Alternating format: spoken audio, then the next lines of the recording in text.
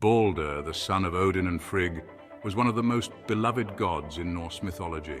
He was known for his beauty, goodness, and purity. His presence brought joy and light to Asgard, the realm of the gods. In Asgard's halls where light did gleam, Balder shone, a god supreme, son of Odin, Frigg's delight, his beauty, goodness, pure and bright. Balder began having ominous dreams foretelling his death.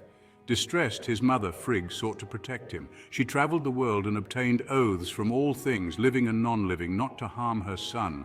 Stones, trees, metals, animals, diseases, and even poisons swore not to hurt Balder. However, Frigg overlooked a seemingly harmless plant, the mistletoe, thinking it too insignificant to pose a threat. Dreams of darkness filled his night, a shadow cast on future's light. Frigg sought oaths from everything to shield her son from death's cruel sting. Loki, the trickster god known for his cunning and mischief, grew envious of Balder's popularity and goodness. Learning about the mistletoe's exemption, Loki devised a malicious plan. He crafted a spear, or in some versions an arrow, from the mistletoe and sought an opportunity to use it.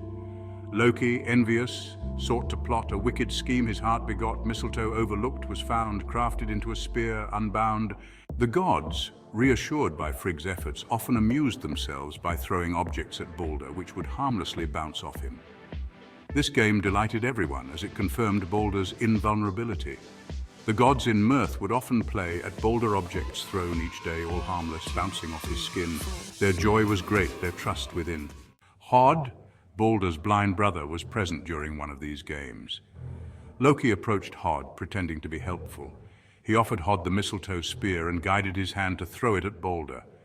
Trusting Loki, Hod did so, not knowing the fatal consequences.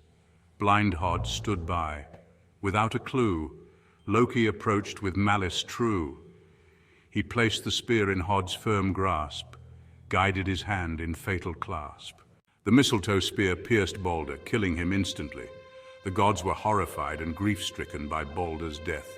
The beloved god of light and purity had been slain through the deceit and manipulation of Loki and the unintentional act of Hod.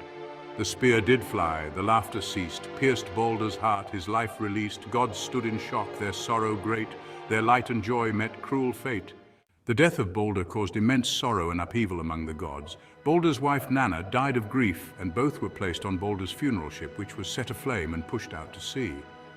The gods attempted to retrieve Balder from the realm of the dead, Hel, but their efforts ultimately failed due to Loki's interference.